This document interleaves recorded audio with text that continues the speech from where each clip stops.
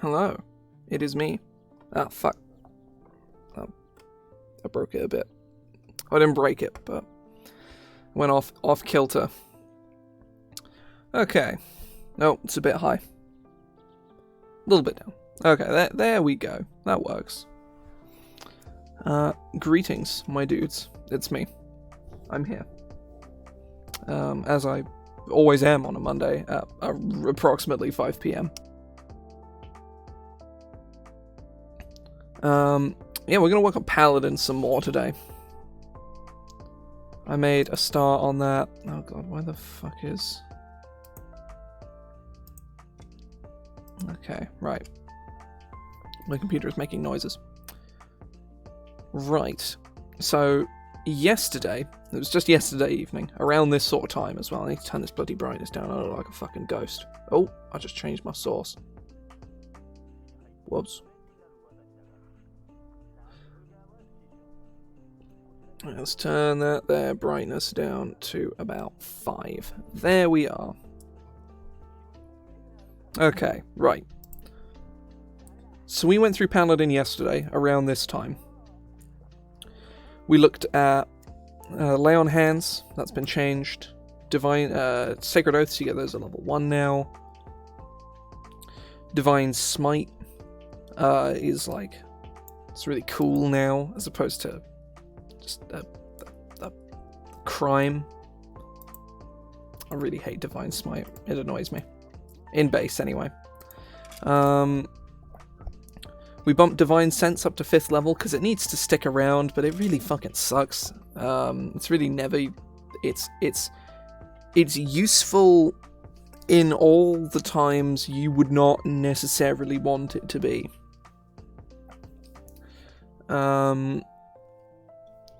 This version of it, I think, is probably a little too strong, specifically this bit in red text here, which I'm considering cutting, but I haven't really thought too much about it in the day that it's been since I last streamed. Aura of Protection nerfed a bit. There's Lay on Life at 10th level, which does a few bits and pieces. Mostly just lets you use base Lay on Hands, basically. So you can do both now. You have sort of the flexibility of doing one or the other.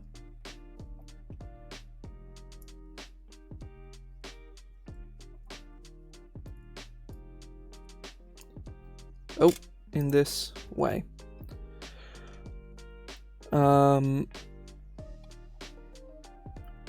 We did also start on the oaths. Made some optional rules for oath violations. These need a little bit of work, but I'm happy that they're here.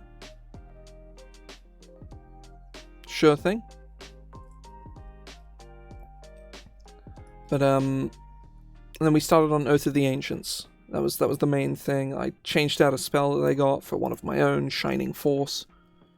And then I started fiddling with their abilities. I've since gone back and red texted some stuff. Red text being that I'm going to look at this again and maybe cut it. Or change it. Because this first level ability is weird, and as I even put in italics here, this is weird. I think I did that on stream. Because it is really weird. So we're going to start with that, and then we're going to move on to whatever the next... I think it's Conquest is the next one. Conquest I don't know much about.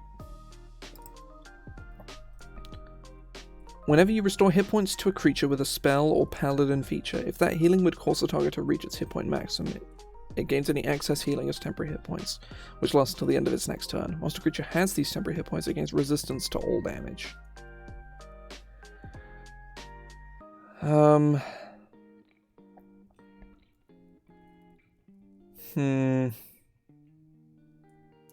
This is... you know... It's not particularly exciting, it's not particularly good either.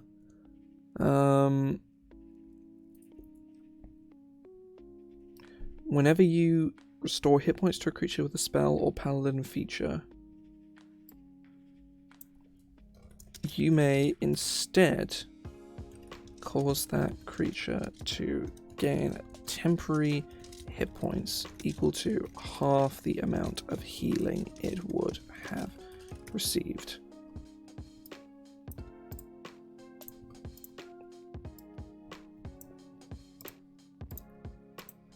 Whenever you store hit points to a creature with a spell or paladin feature, you may instead cause that creature to gain temporary hit points equal to half the amount of healing it would have received, which lasts until the end of its next turn. Whilst the creature has these temporary hit points, it gains resistance to all damage. That's really very substantial. Yeah, that's actually really good. Because you can just kind of slap somebody, spend, even just 2 points out of your lay on hands, give somebody 1 temporary hit point, and then the next bit of damage that they take, they have resistance to all of it, which is really substantial. Obviously, there are ways to whiff it by just spending 1. So, just, if you have a player at your table who's just cheesing this ability, you combat it by having lots of monsters with lots of little attacks instead of one guy with one or 2 big attacks, to stop them from cheesing it all the time. I think this still needs to be looked at, but I like this a lot more. I think also, it's still set to red text. Fuck. Oh. You may grant a creature temporary hit points in this way a number of times equal to your charisma modifier, regaining all expended uses whenever you complete a long rest. I like this a lot. This is really cool. It's like actively fairly strong, especially at level 1. At level 1, this ability is just straight up fantastic.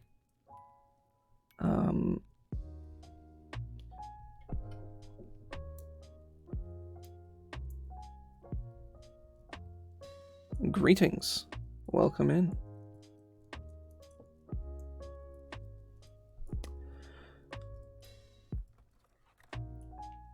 I watch a lot of RuneSmith, and I like his stuff a lot. The music video is very good. As a product, I'm sure it'll probably be okay. I wasn't really interested in Stibbles, and personally, not really interested in this either. But it's a cool product, and it's great for him that he's making a shitload of money because he deserves it. His content's really good. That's my take in a paragraph, I suppose. Looks cool, not really. I'm personally not particularly interested in it. Oh, well, obviously no, but he's the guy who's writing the book and is the head of the company that's making it.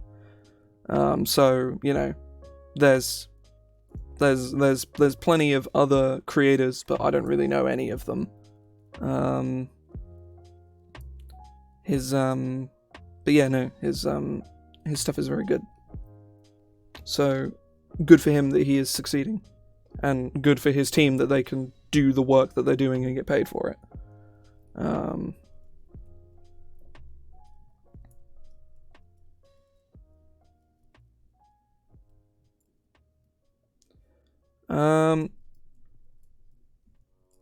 I'm fairly certain if he's not the only writer on the book, he is the primary writer. He certainly was on Stibbles. I'll have a look. I'm actually kind of curious. There might be other writers, but even then, he's the front man of the project. So it's his project and his team. Obviously,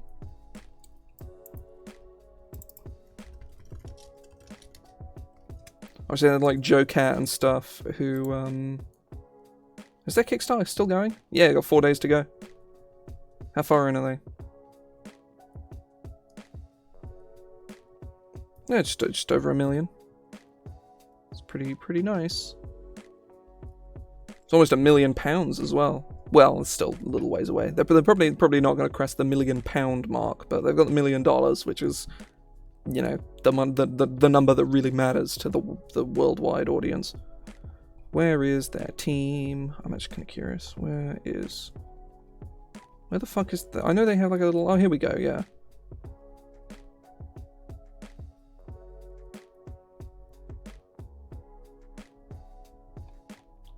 No, he's the only writer. There's yeah, the production team is literally him, the artist and art director, and then the community lady. That's about it. His team is tiny, but it was the same with Stibbles. But those kinds of projects are always fantastic, where it is straight up just like one dude doing all the writing or most of the writing, and then there's, you know, an artist doing more or less everything else, or the artist doing all the art stuff.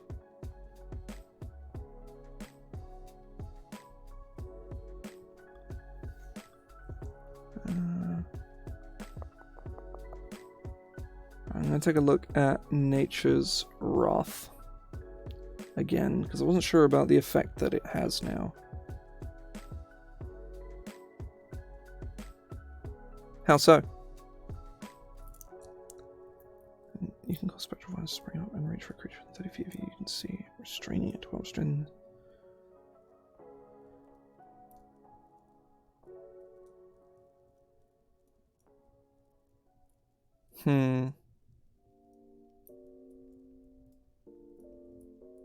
I'm not sure about this saveless restrain thing. It's weird. So, but I do have an idea to make it still very good.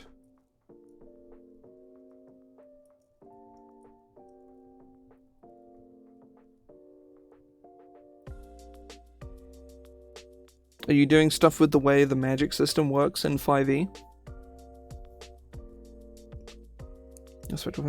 And reach for creatures.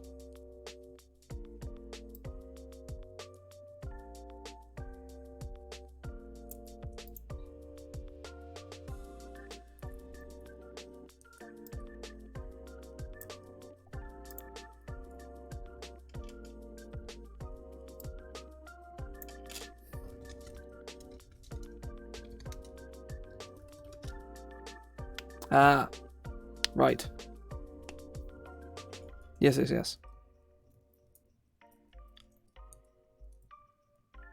Same. I've been having a lot of fun with Kaldheim. It's a very good set.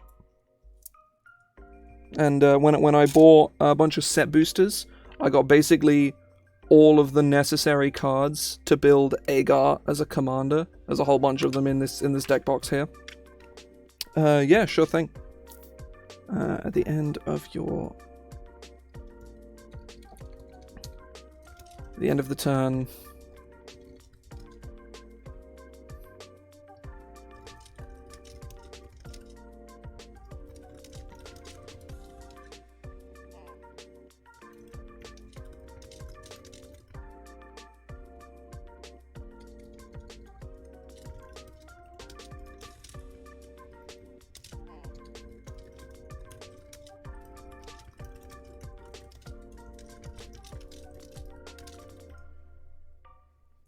Ah, yes. 10 mana dog. It's like, I remember me and Joe were talking about this the other day, as the wolf, what's it called? Sarulf, the Fenrir allegory from Kaldheim has seen like no play, which is really disappointing because it's a really cool card. Oh, it just hit 1,500 views. Neat. Saw that. It's pretty cool. Apparently, oh no, I can't spell Sarulf apparently.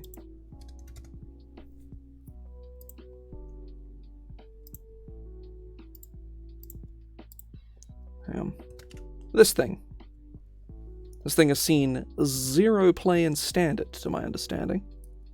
Whenever a permanent opponent controls is put into graveyard from the battlefield, put a +1/+1 counter. At the beginning of your upkeep, if Sarulf has more than one +1/+1 counter on it, you may remove all of them. If you do, exile each other non-land permanent with converted mana cost less than or equal to the number of counters removed this way. Okay, I can kind of see why this thing hasn't seen play. It seems kind of... I mean, yeah, the Kaldheim showcases are all, like, ridiculous. Yeah, I'll get a nice little image of the Kaldheim showcase as well. Yeah. Actually, I don't know. I kind of prefer the base ones.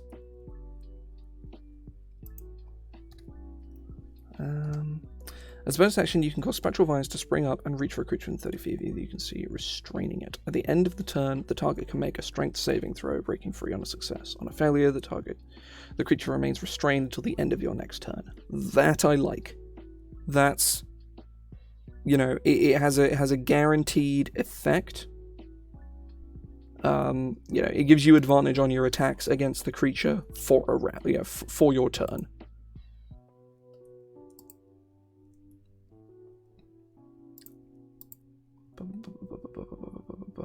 Where is...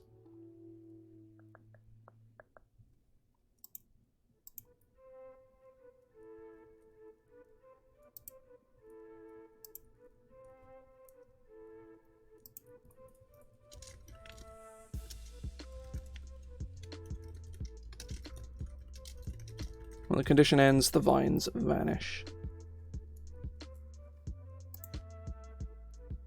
Ah. I did not realize you had sent it to me on Twitter.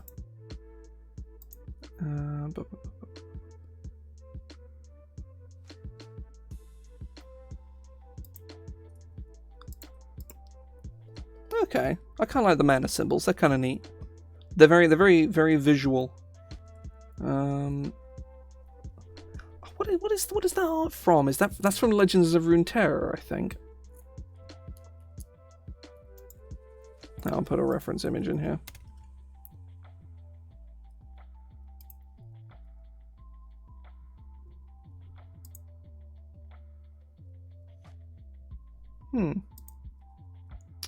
So I looked at the symbols and it looked like they were from... I was looking at the symbols and they looked very Legends of Runeterra, but... So I've definitely seen the art before. But, alright.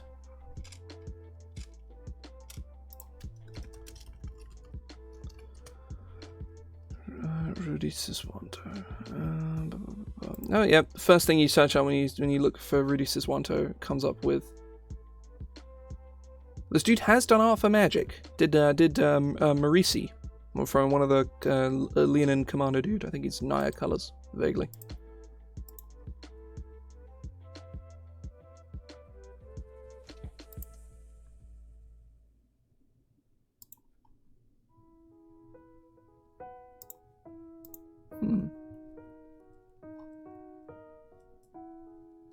Oh, he did also do Leader of the Pack.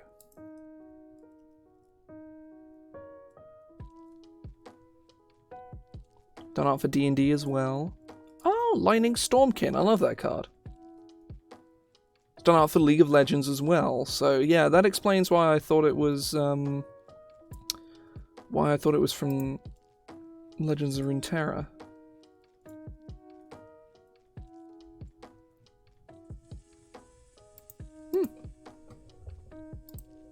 I say that's why it looks like it's from both Legends of Runeterra and also from Magic, because the artist has done art for League of Legends, Magic, and also D&D as well. So that makes a lot of sense.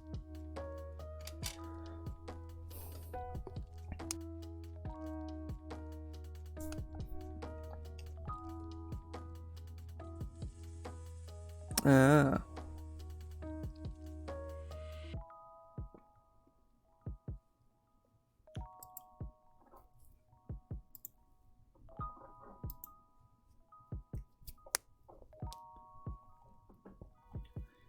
Now, I... You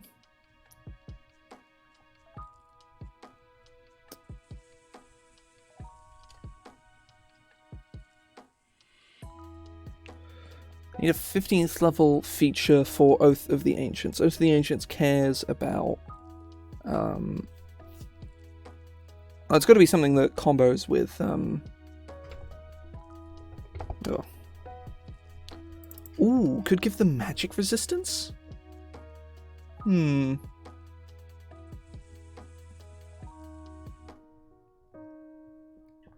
That's probably a bit much. And stepping on Abjuration Wizard's toes. Something that it's got to be bond of regrowth. Yeah.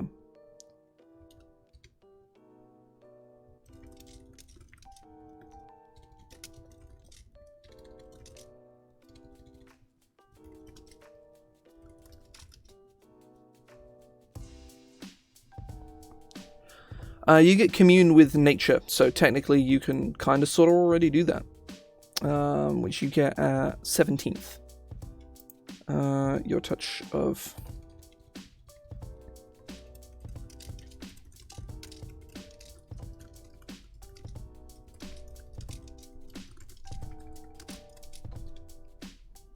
whenever you grant a creature temporary hit points with your touch of regrowth feature.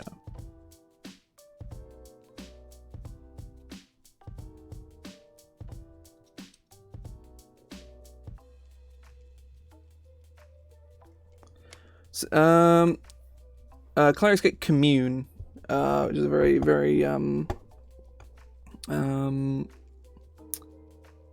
it is they're similar spells. Whenever you grant a creature temporary hit points with your touch of regrowth feature, choose a different creature that you can see within 30 feet of the original target. That creature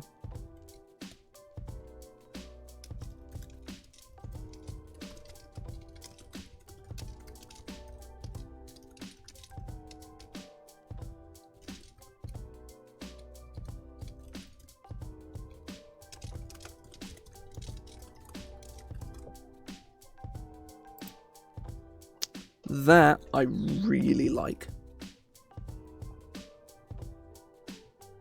Yeah, I think that's really this is tidy, this is clean, interacts with another new mechanics introduced at level 1, callback mechanics, good stuff. I like this. Great success. Next one, Oath of Conquest, is the evil one. There's a few evil ones, but Oath of Conquest is probably the most unambiguously evil one outside of like very, very specific ones.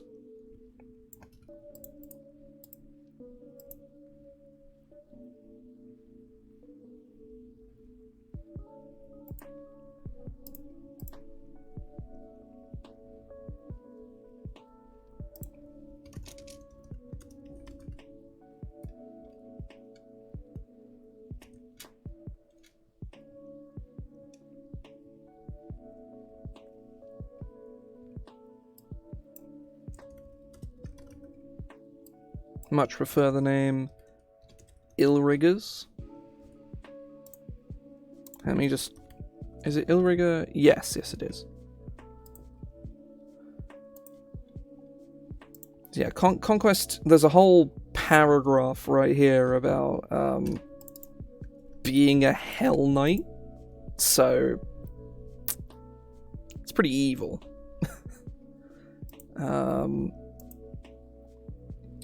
Right.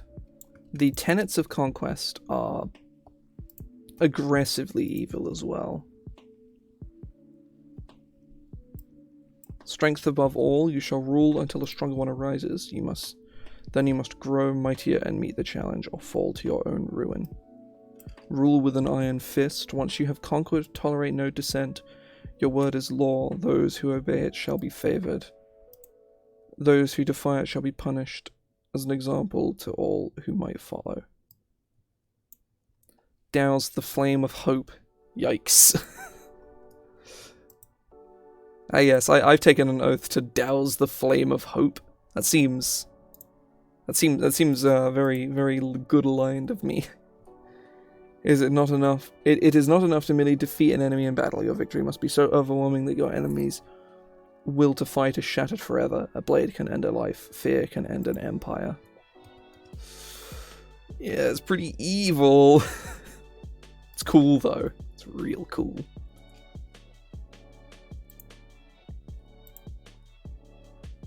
Right. See what spells they get.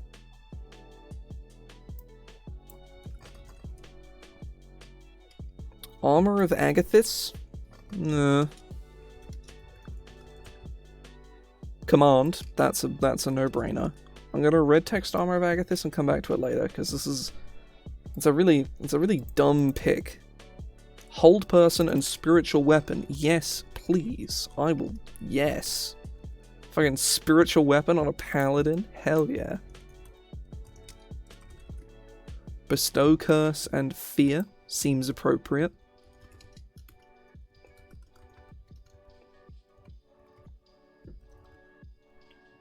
Dominate beast and stone skin. Cloud kill and dominate person.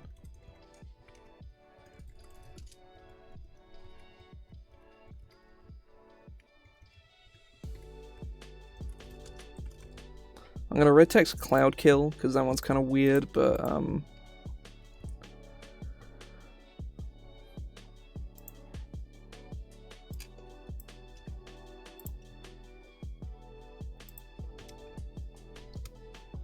then they get Conquering Presence and Guided Strike.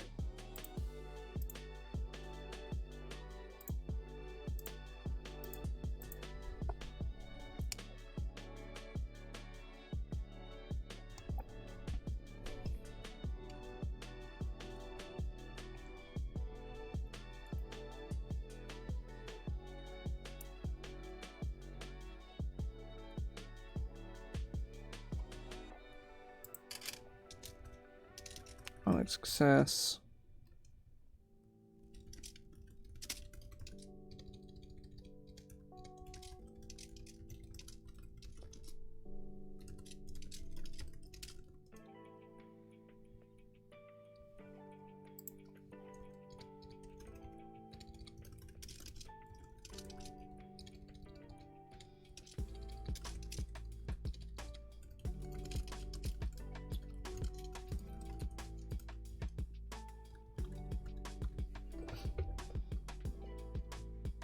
Neither of these are very exciting, like, at all, but they are cool, so, you know, well, right? Not everything can be the coolest thing on the planet.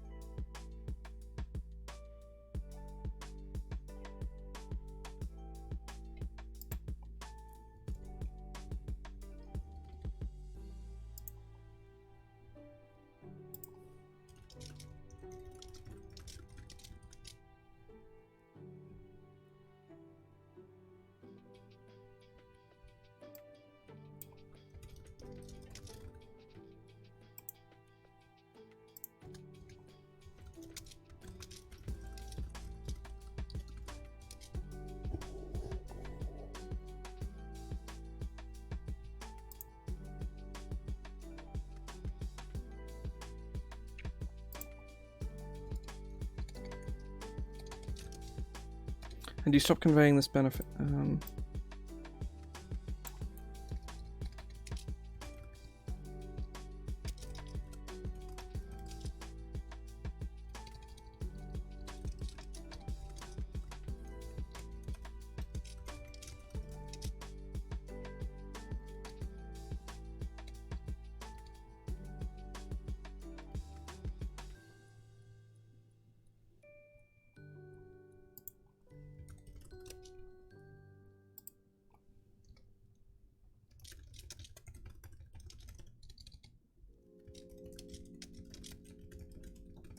And it's suppressed whilst you're incapacitated.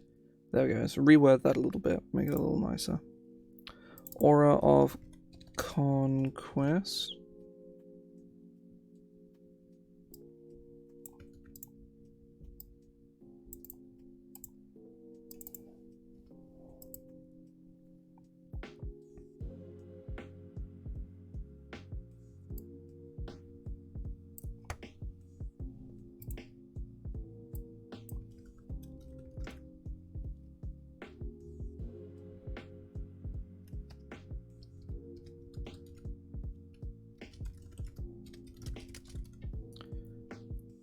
Creatures frightened of you within the radius of your aura of protection reduce damage taken. Okay.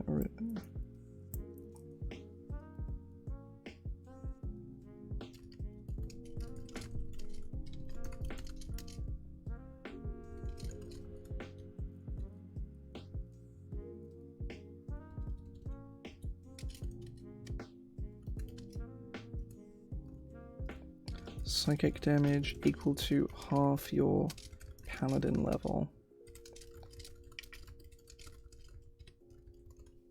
There, okay. Simple, clean,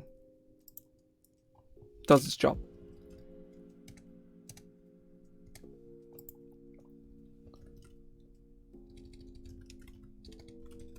Scornful Rebuke, what is that? Those who dare strike your finish. Whenever a creature hits you with an attack, that creature takes psychic damage equal to your charisma modifier.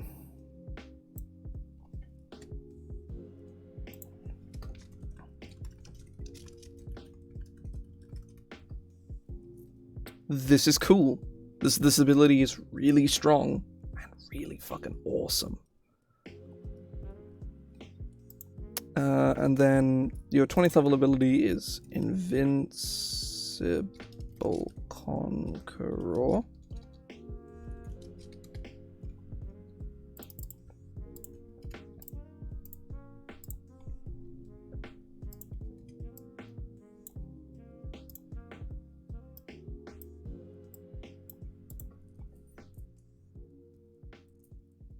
Yeah, most of these transformation abilities are going to be fine because they're all really good, but none of them are like obscenely over the top. So you have resistance to all damage, sweet. You get a third attack, sweet, and you crit on a 19 or a 20. It's really fucking strong, but it's a 20th level ability, so fucking well should be. So we need a first level ability for Oath of Conquest, and Oath of Conquest seems to really care about scaring the shit out of people. So that should be a factor, that should be a core aspect of everything that you do as a part of the class. It's like easily the most important thing.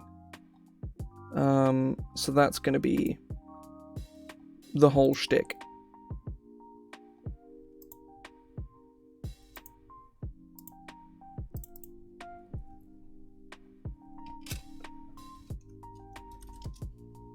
No.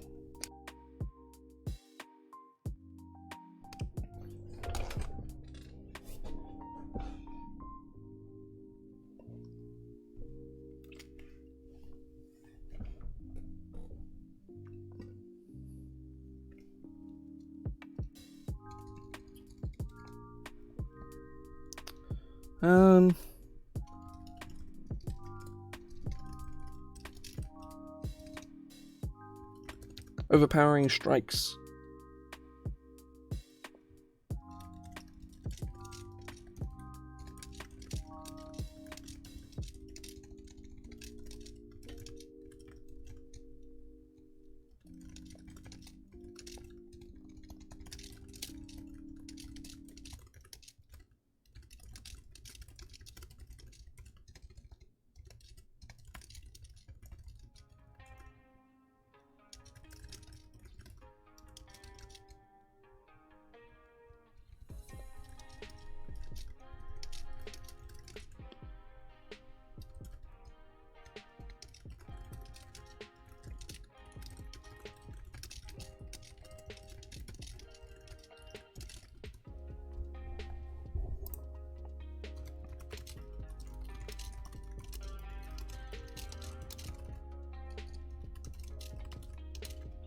So there's additional psychic damage equal to your equal to 2 plus your equal to 2 plus your paladin level and becomes frightened of you until the end of its next until the end of your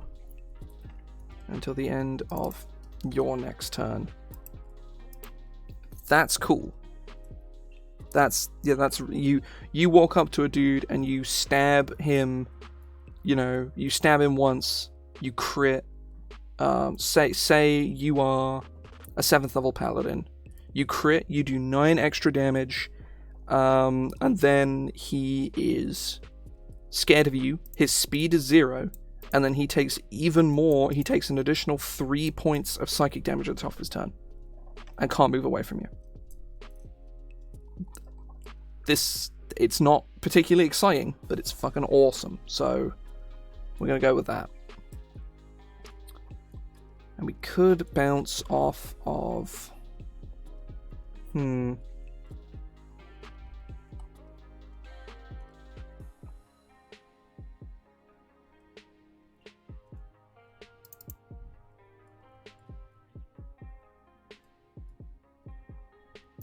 I think realistically the core ruling should be the 2 new abilities. The level 1 is like a simple mechanic, and then either the level 11th or 15th one is a direct improvement of that mechanic in some capacity, right? I don't think increasing Pally crit chance is a great idea, so I'm probably not going to do that one. Because whilst crazy powerful Divine Smite is, like, Pally crits aren't quite as crazy now, they're still really fucking good, so we're maybe not going to go out and, like, do that one. But just more damage on Overpowering Strikes could be just be Overwhelming Menace.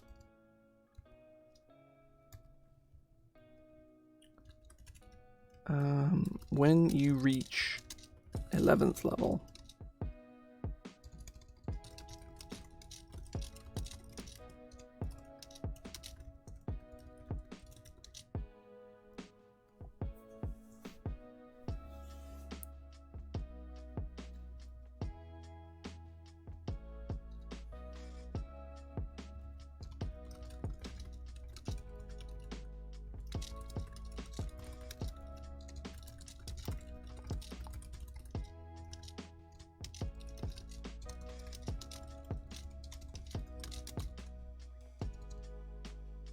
as long as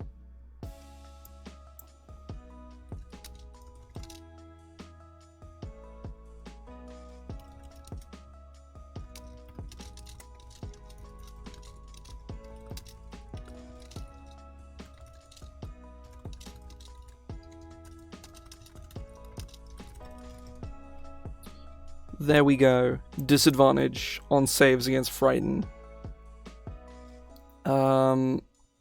It doesn't expressly make this ability better, but, like, Conquest is one of the few Paladin Oaths that already has a mechanical theme, because most of them just kinda don't.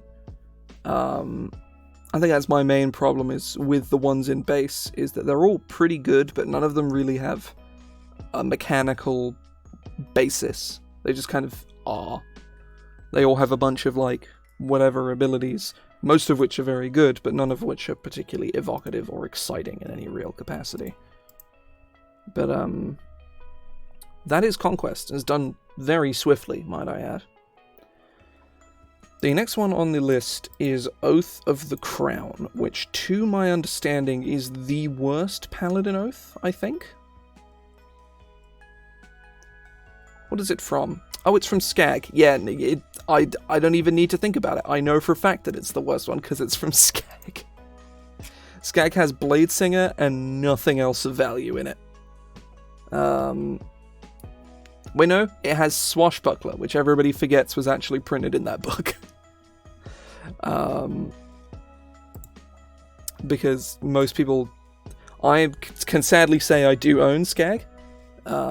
It's kind of shit. The class options in it are almost unilaterally awful. Bladesinger is a busted pile of shite, and Battle Rager is just the biggest meme on the planet. Oath of the Crown is just not very good. And Swashbuckler is actually really cool. Which is why it was the only one that got reprinted in Xanathos. Eventually they reprinted Bladesinger in Tasha's and then didn't fix any of the problems with it. Like, at all. They made it not elf exclusive anymore though, so I guess there's that. But, yeah. Bladesinger is, yikes. Bladesinger's not allowed in my home game for a number of reasons. The main one, honestly, is because I don't like wizards that don't subscribe to one of the core things of magic. If you're a wizard, you pick a school of magic. If you want to be a sword boy, play one of the other classes, or multi-fighter. It's probably better anyway. Because, you know, Fireball, Action Surge, make 2 attacks. Seems pretty sick. Because it is. It's really good.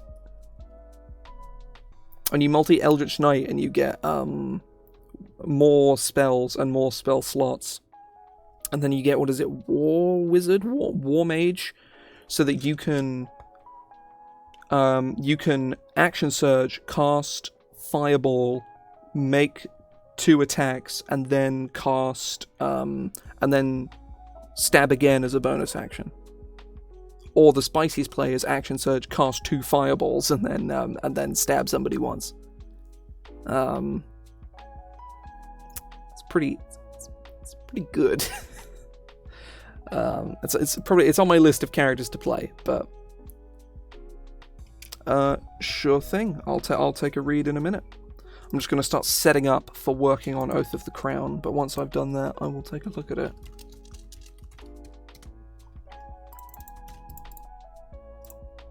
See, Oath of the Crown cares about believing in like civilization. I'll tell you something else that's from fucking Skag. I'll tell you. Purple Dragon Knight, or whatever the fuck it is, the Banneret Fire, is like the biggest pile of shit on the planet. It's so bad. I did fix it live on stream several months ago. But yeah, it's aggressively bad. So the tenets of the crown are law, loyalty, courage, and responsibility. So they're basically like, you know, we live in a society, and that's a good thing. They care about law, they care about loyalty, care about courage, they care about being responsible. They want you to be a model citizen. Oath of the Crown Paladins, the kind of people that, you know, run the neighborhood watch, you know? Like, don't get me wrong, nothing wrong with running a neighborhood watch, but like, that's what an Oath of the Crown Paladin basically is. Let's plug in the spells real quick, because their spell list, from what I've seen, is actually pretty okay, which is really kind of surprising. Because I was like, there's no way this subclass has any value, like, at all, and it looks like it kind of does, which is genuinely really surprising. Has command, Compel Jewel, which I think is weird because one of their channel divinities is a worse version of Compel Jewel. They get Warding Bond, which is really cool. And then they get Zone of Truth, which is a good spell. Aura of Vitality, which I think is okay. And Spirit Guardians, which is very good. They get Banishment. Why? All their spells are really good. Their spell list is fantastic. They get fucking Guardian of Faith. They get Circle of Power, which I don't... And they get fucking Gias. Holy shit. They get Gias. That's a fucking hairpin turn in tone there. It's like, oh yes, we care about law and order, but I'm also going to cast a magic enchantment spell that forces you to do all the things I want you to, otherwise you might die. Very normal. The fuck is Circle of Power?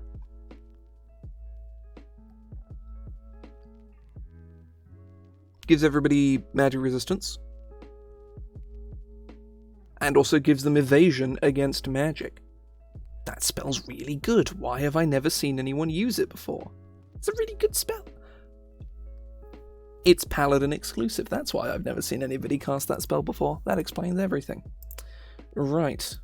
Let's have a look. Disappear, a 3rd level illusion spell. Okay, hang on me. Alright, let's pivot over to screen capture.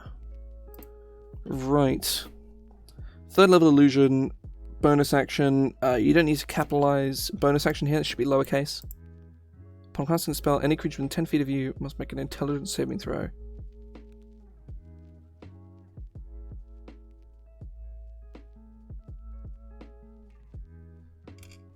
Upon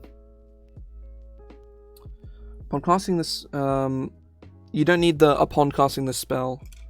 You probably need some flavor text here as to exactly what you're doing, like what the spell specifically does. But it'd be each creature within 10 feet of you must make an intelligence saving throw. On a failed save, a creature takes 3d4 psychic damage and disadvantage on all wisdom perception checks till the end of your next turn. On a successful save, a creature takes half as much damage and their perception is not impaired. Okay. You then become invisible until the start of your next turn. While invisible in this way, invisible does not need to be capitalized in that last sentence. You make no sound and cannot provide verbal components as if magically, and cannot. I don't think you need the as if magically silenced.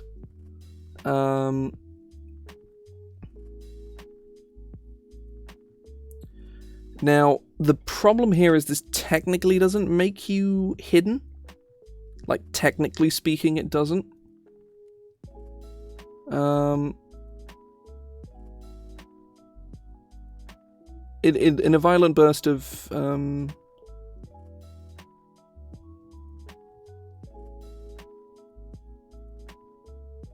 Yeah, it's all cool. See, you would think that being invisible and making no sound automatically makes you hidden, but there's technically no rule that specifies that.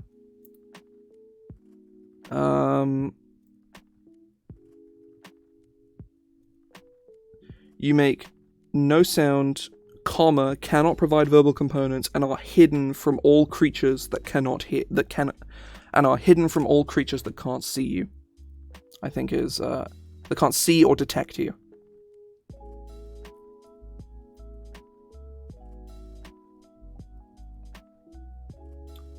Cannot provide verbal components and are hidden from all creatures that cannot see or detect you. That should cover all your bases.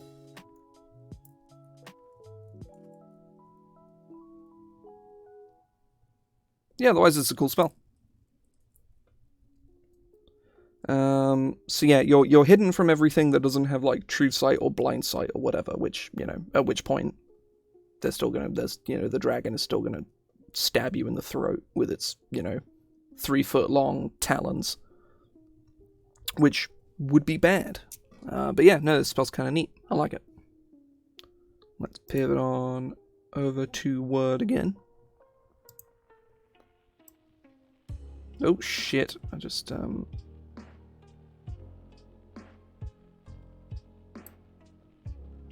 it's relatively similar, yeah. I wouldn't say it fills quite the same niche. Obviously, Thunderstep is like, I want me and one of my friends to leave and also to do damage, whereas this is, I specifically would like to leave and doing damage in the process seems neat. It's the niche is relatively similar, but it's not has a lot more utility than Thunderstep. Surprisingly, because the Thunderstep is not that fantastic of a spell. It's not bad, not by any stretch of the imagination, but it's not that great either. This is notably better,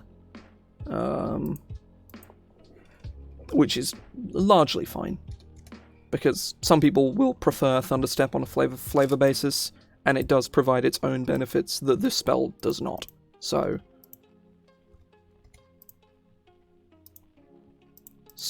I remember the channel divinities for Oath of the Crown being aggressively quite bad. Thunderstep is think Thunderstep is okay for Warlocks, but it's nothing particularly exciting.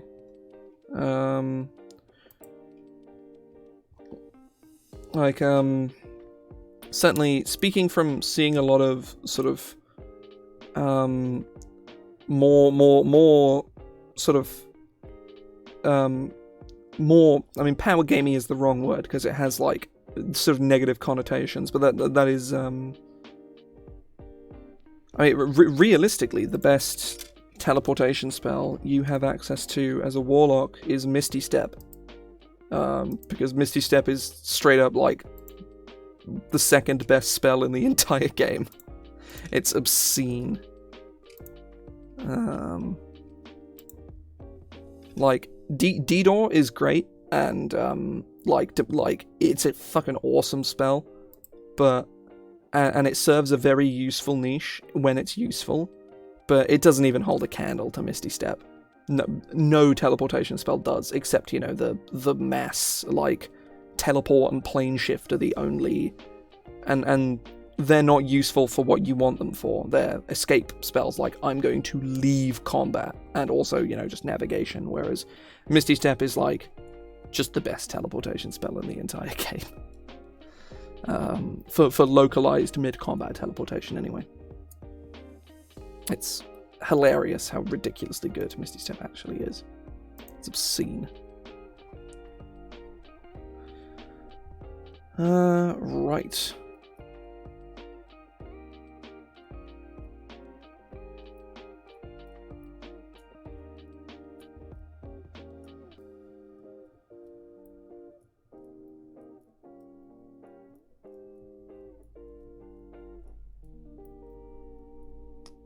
So looking at these two channel divinities,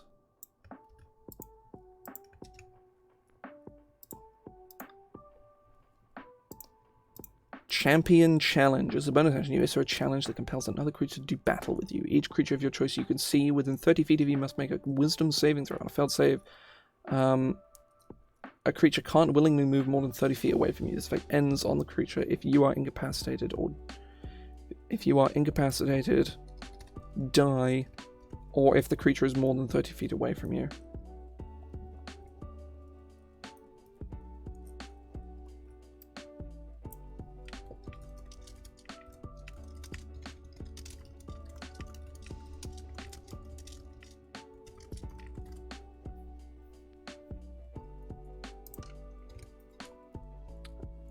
This isn't bad.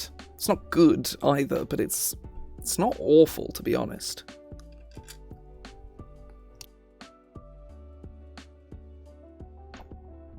Turn the Tide. As a bonus action, you can bolster injured creatures with your channel divinity. Each creature of your choice that can hear you within 30 feet, if you regains hit points equal to... See, this is the problem. When you're unconscious, to my knowledge, you are deafened. I think.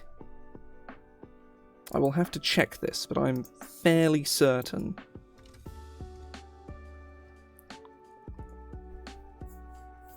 Unaware of its surroundings. So what this channel divinity is good for, it just doesn't do it. It just does not do it. And that fucking sucks, because it's really cool.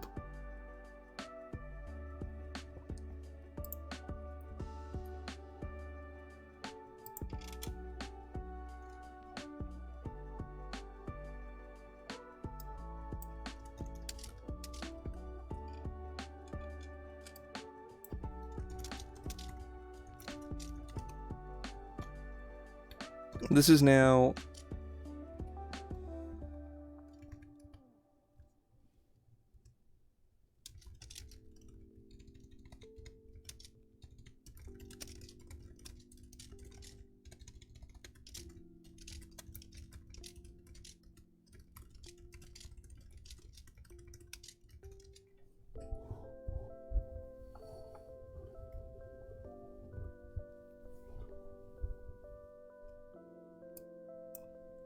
Healing received this way cannot restore a creature beyond half its hit point maximum. This is good. This has gone from being aggressively bad to actually amazing. This is you have a better mass healing word at level 1, which is exceedingly good. No, at level 3, correction, which is exceedingly good as opposed to aggressively bad. Because the creatures can't hear you if they're unconscious and dying. So, yeah, bit of a problem in that instance. All your buds are mostly corpses.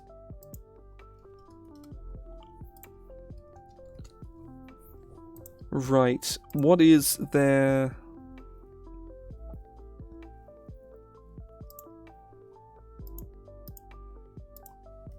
Aura of Allegiance?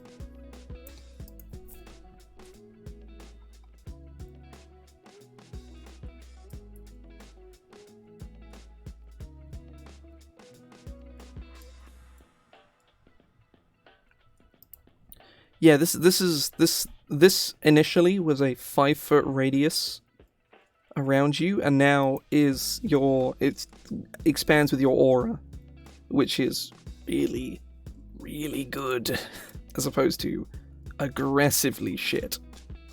So I like this now. I remember Joe talking to me about this last night and how fucking awful Oath of the Crown was, and it's A, not quite that bad, and B, its abilities are actually really fucking sick, so they just need a buff. And that's the good kind of underpowered, where it's like you just need to increase some numbers a bit, and then suddenly the class is good. That's like the best kind of balance changes, right? Because it's A, not that much work, and B, it's like you don't have to be disappointed at whoever designed this thing. It's just like, no, this is just underpowered.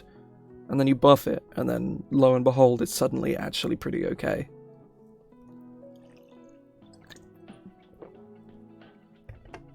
Yeah.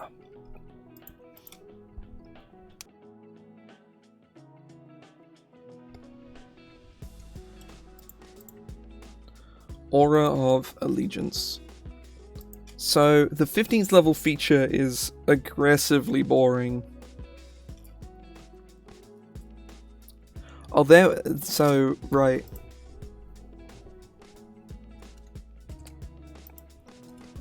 The 15th level feature is you have advantage on saving throws against being paralyzed or stunned. Which is like, who fucking cares? I mean, really, like, who cares? And then the 20th level feature is, you know what I was saying earlier on about how I'm probably not going to have to change any of these 20th level features. They're all really good. Exalted Champion is really bad. It doesn't last an hour though, so I guess there's that. But nah. It's really quite shit.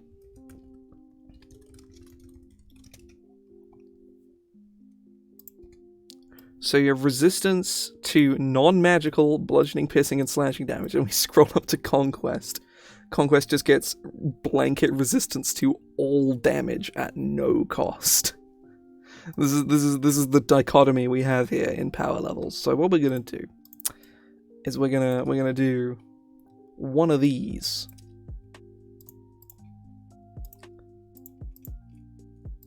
And then your allies have advantage on death saving throws.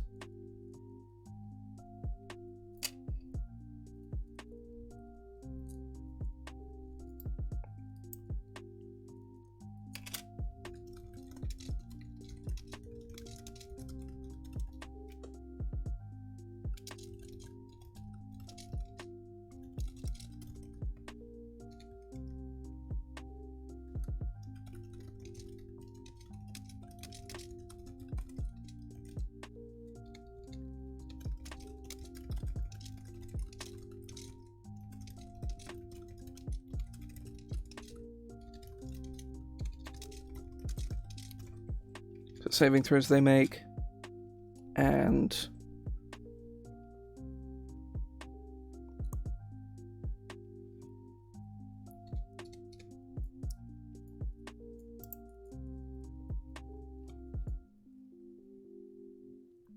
now Oath of the Ancients, Elder Champion lets you regain 10 hit points, which I think is probably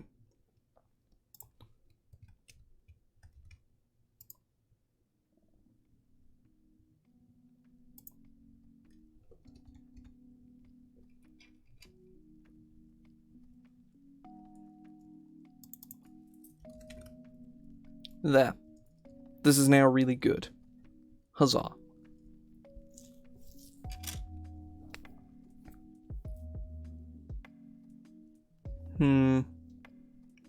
I think 15th level could be,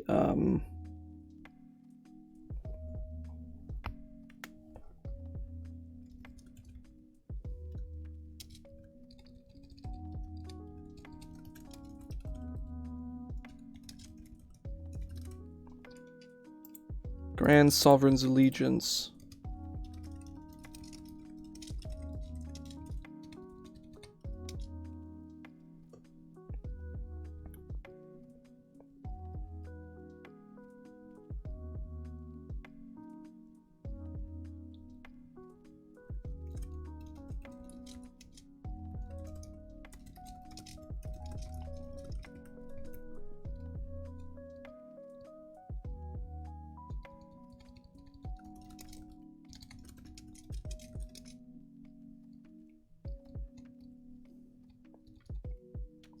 Your staunch loyalty to your allies extends beyond the reaches of most to their side. Right, let's have a read of Cavalier, because Cavalier has a very, very nice high-level feature.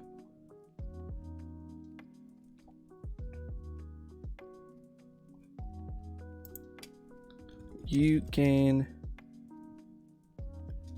get an additional special reaction that you can take once each round. You can use this special reaction only to reduce damage with your Aura of Allegiance feature.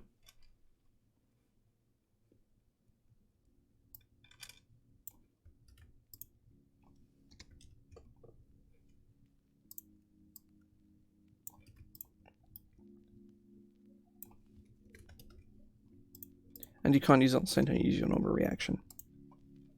That's cool. I'm very happy with that. This is real neat. Now we need a low level ability here. We've already got a bunch of damage reduction. That seems to be their theme.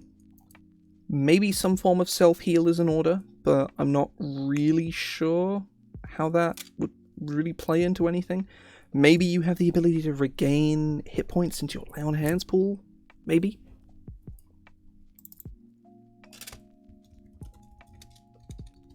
It'll just be,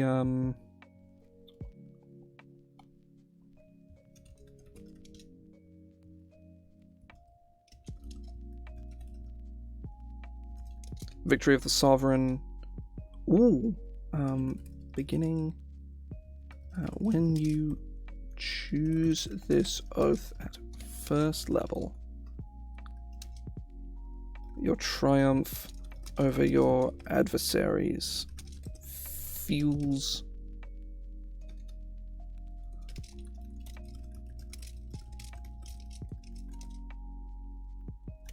in the name of law and order. Whenever you reduce a creature to 0 hit points, your Lay on Hands pool regains 5 hit points. Regains hit points equal to your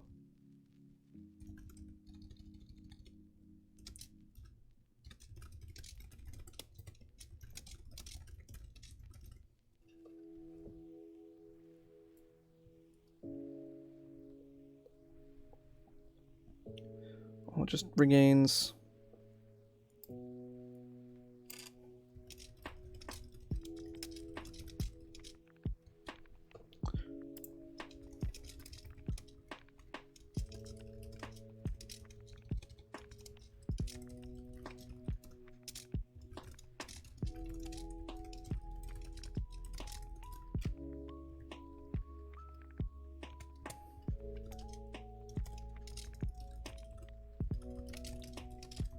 Once restored to your pool by this feature, increase as you gain levels. Increasing by 1 at 3rd, 2 hit points, 7th, 3 hit points.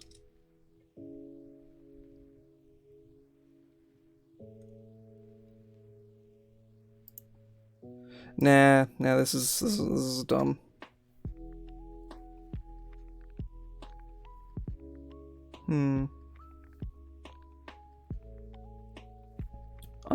I know.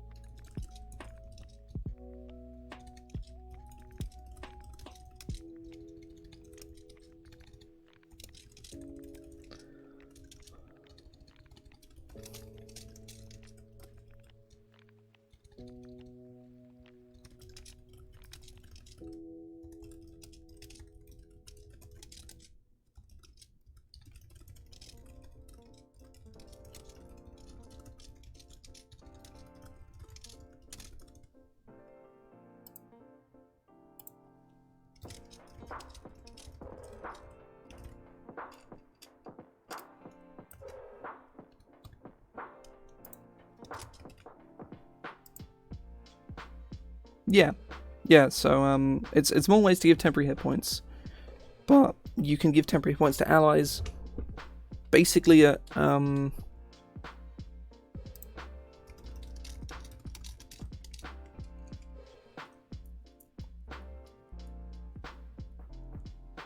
this is potentially very, very strong, but it is cool. I might red text this because it is very... hang on, actually.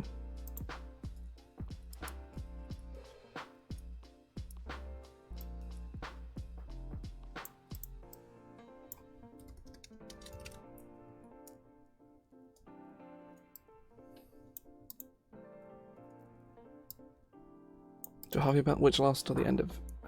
which lasts till the end of... that creature's next turn.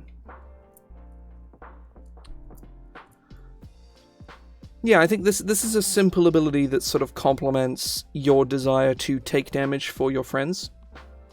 Yeah, I like this. I like this a lot.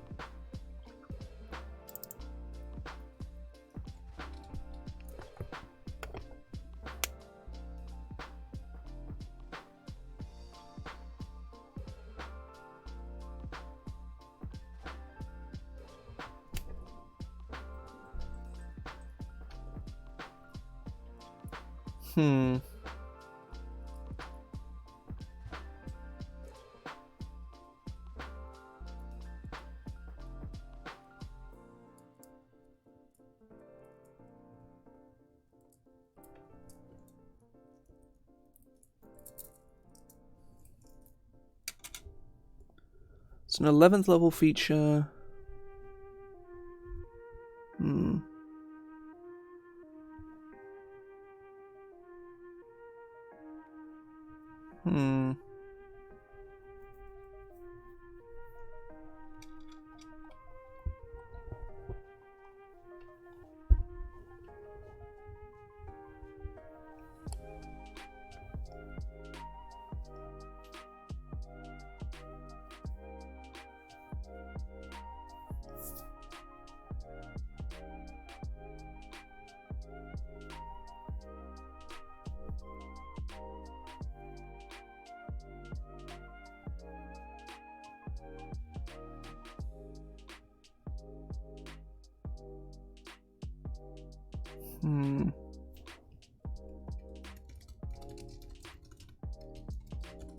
Excellent victory.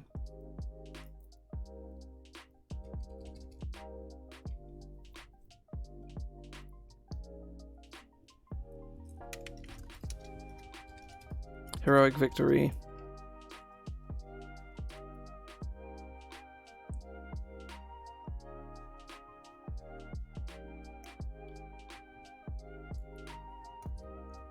I think this needs to be a new mechanic here.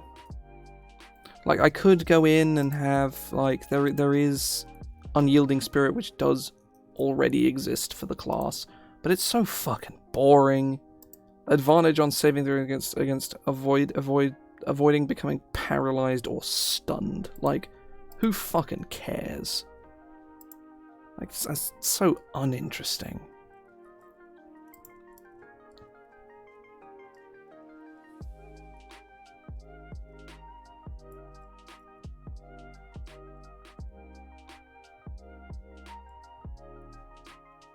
I guess, well, hang on. Aura of Tenacity.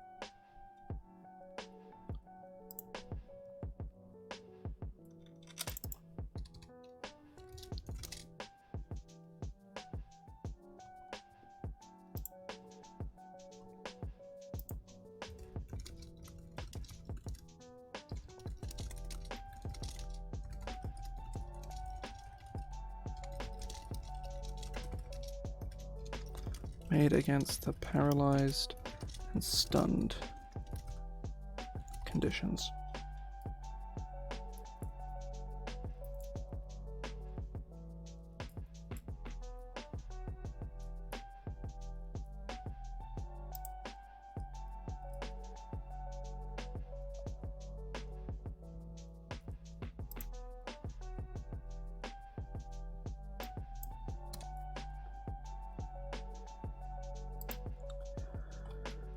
Yeah, that's a cool ability. I like that.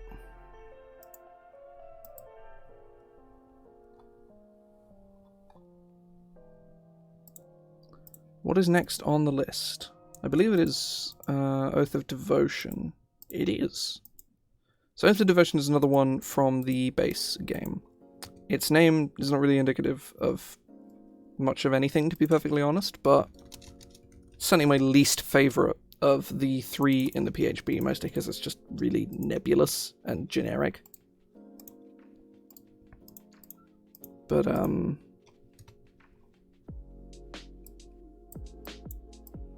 basically, all the things you would expect a generic paladin to care about is what an Oath of Devotion paladin cares about.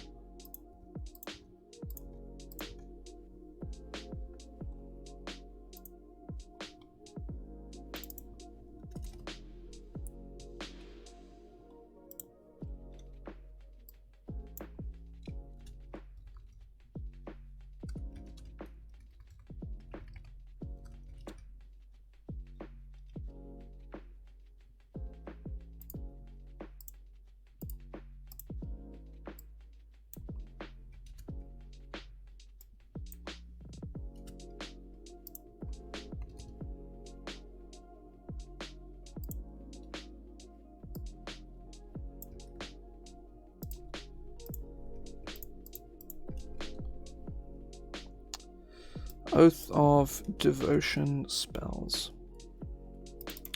So they get protection from evil and good, and a sanctuary, both good spells.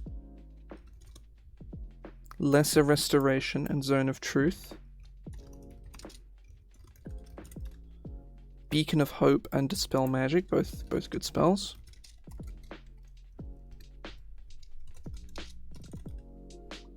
Freedom of Movement. It's bit of a weird one, but nothing wrong with it. Commune, and Flame Strike.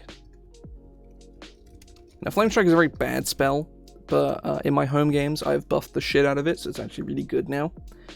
So I'm not going to remove it from here, though in your home games, I would recommend you do, because it's very, very bad. It's a fucking awful spell.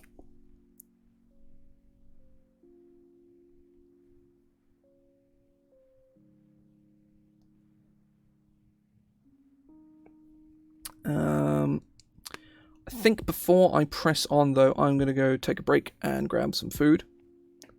So yeah, I will be back very shortly. I'm gonna take a look at the rest of this. I got some bits and pieces. I'm not too familiar with Oath of Devotion, so I'll have to give it a read whilst I'm on my break and make some decisions on it. I think it's fairly decent, though. I think it's okay anyway. Oh yeah, it is really good, huh? So yeah, I will. I'm gonna dip out for 10 minutes or so. When I come back, I'll be sticking around for another sort of 15 minutes or so before I need to head off and go to my game. This will probably be the last one I look at for today. But we've made a lot of progress. I've done Conquest, finished Ancients, done Conquest and Crown, and we'll probably have done Devotion. So yeah, I'll be back in a couple minutes. See ya.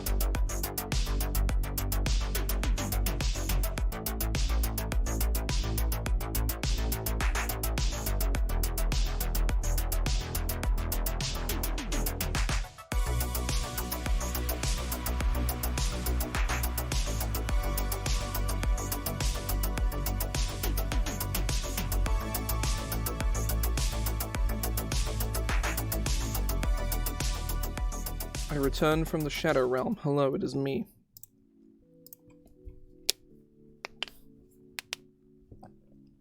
God, watching those fucking things fling off into the void never gets old. It's very funny. Ugh.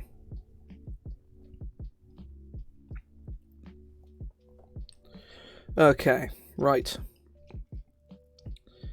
The Oath of Devotion. I've only got about 15 minutes before I need to go. So, do bear with me, because we may not finish Oath of Devotion, but I will at the very, very least go through and rework all of the abilities they already have. So, they have 2 channel divinities, because all of them do. That's a non-statement. Sacred Weapon. As an action, you can imbue one weapon that you're holding with positive energy using your channel divinity. As an action, you can use your channel divinity to... For 1 minute, you add your charisma modifier to attack rolls made with that weapon. Also.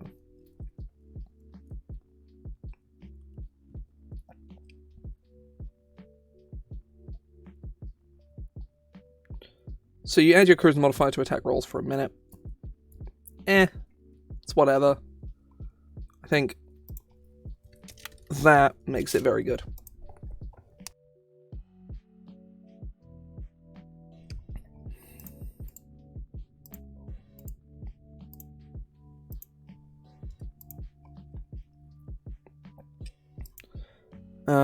Turn the Unholy is a better turn undead, so that's fine, we don't need to touch that. Aura of Devotion is dudes can't be charmed. Basically, I'm going to go grab Aura of Courage.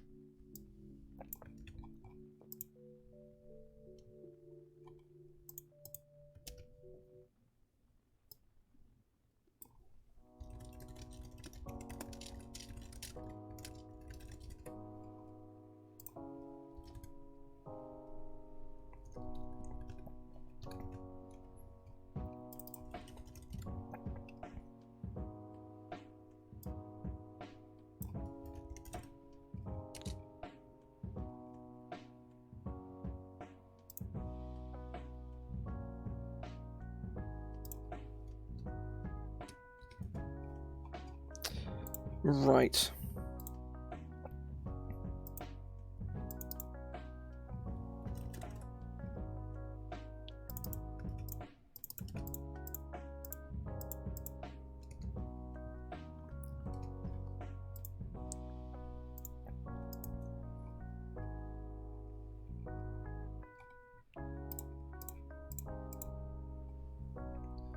So Purity of Spirit. So when you reach 15th level,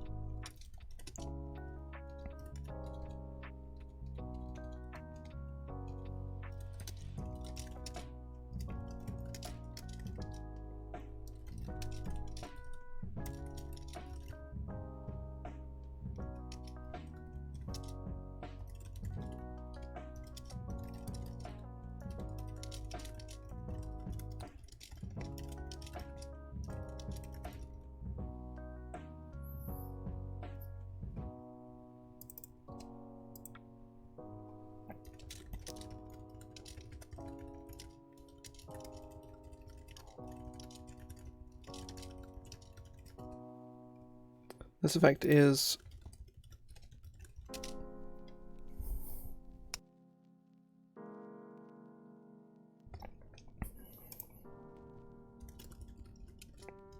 no.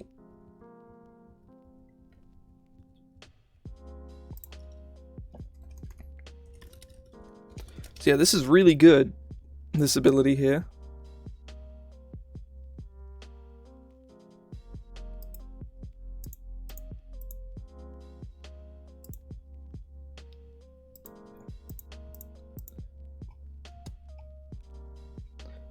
We need an 11th level feature in here. And the 20th level feature is Holy Nimbus.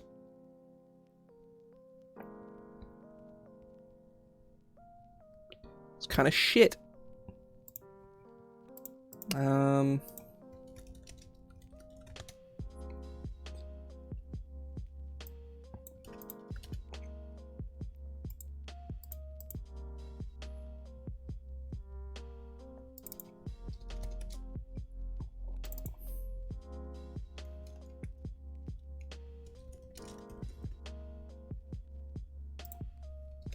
Whenever creature you choose starts to turn within turn in the right light, that creature takes 10 radiant damage.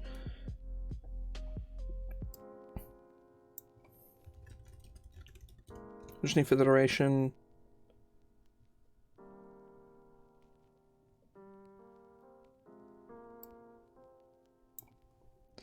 Made against spells and other magical effects. There we go. It's not particularly interesting, but like it's better than, you know, it just not existing.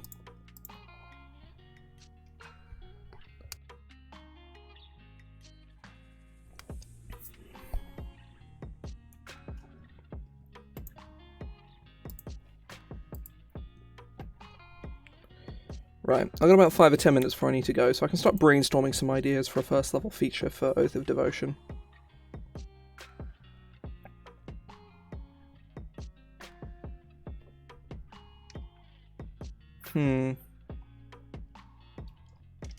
Some kind of buff to your lay on hands could be good. Let me have a look at a couple bits and pieces.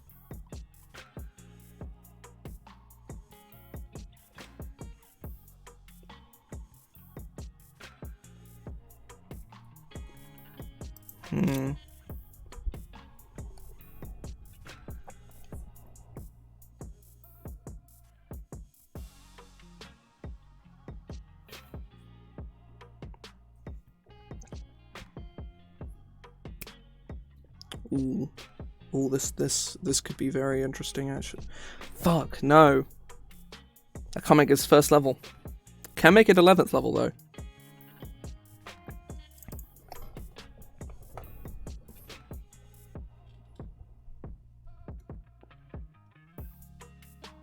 That's probably too easily abused.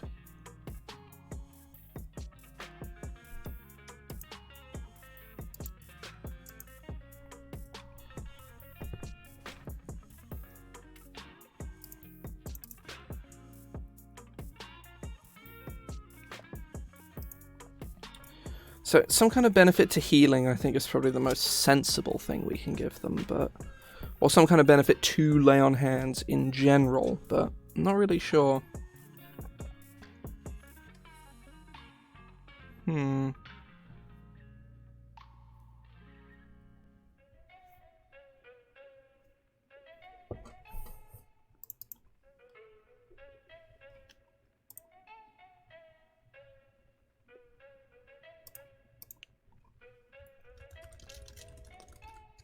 I think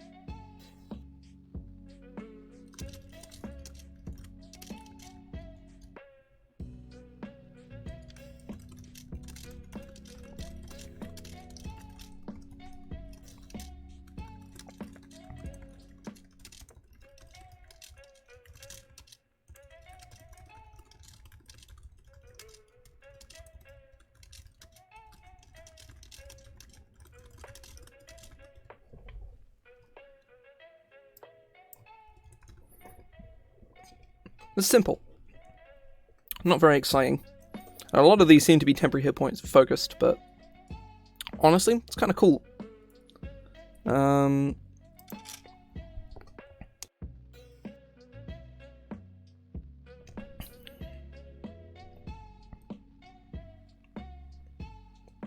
So yeah, I like this. It's simple but fairly effective.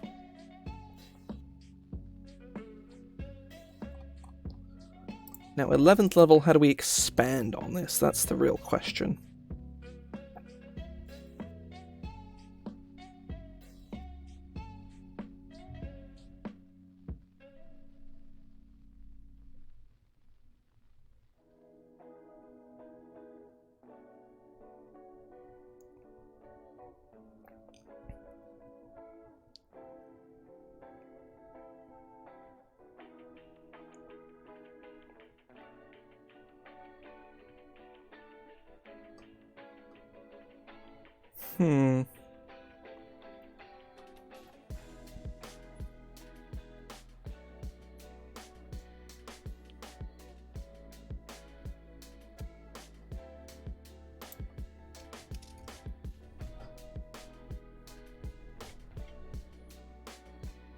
Could just be like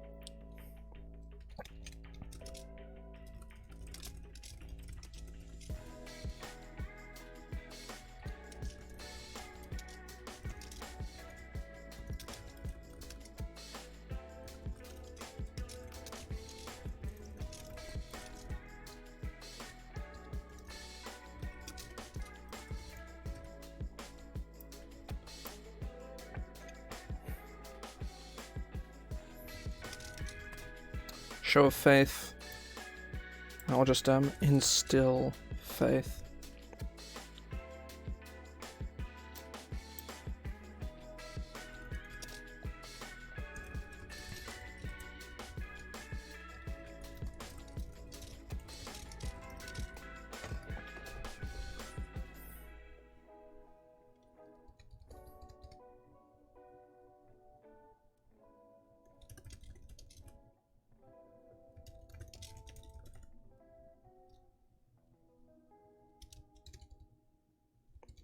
Whenever you expend hit points from your lay on hands pool or use one of your channel divinity options,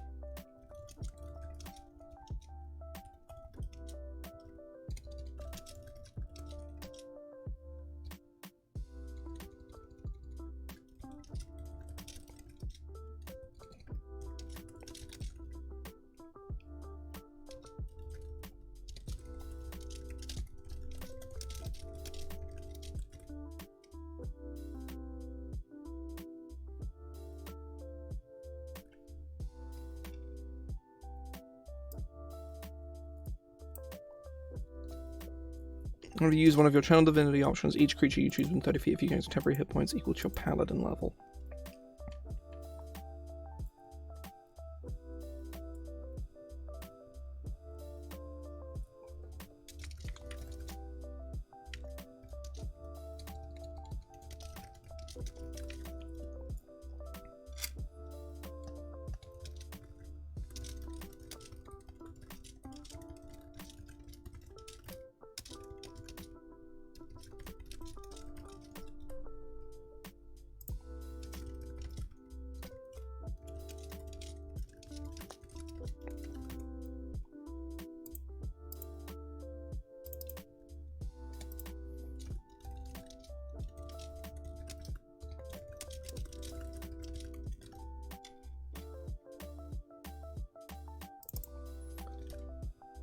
A creature with these temporary hit points can expend them as an action on their turn, regaining hit points equal to the expended amount.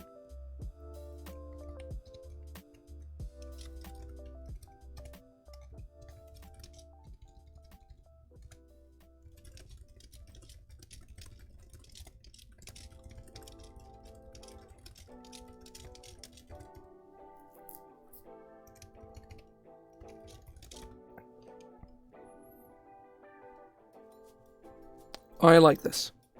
I like this. This is cool. I like it a lot.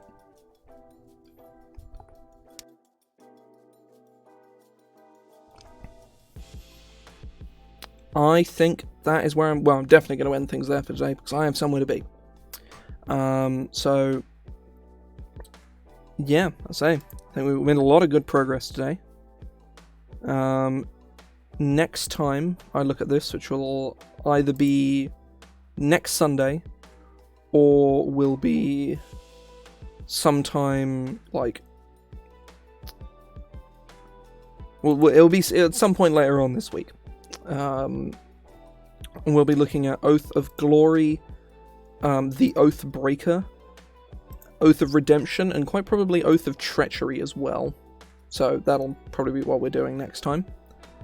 But yeah, I'm gonna see if there's anyone to raid. There probably won't be though. Then again, Finn usually streams on a... No, she's not live. Well, that's fine. We'll call things there then. So, thank you very much for sticking around, folks. I will potentially see you at some stage later on this week. You can drop a follow or other things, Twitch stuff. You can do that if you want. It's up to you. But yeah, I'm gonna sign off now. See ya.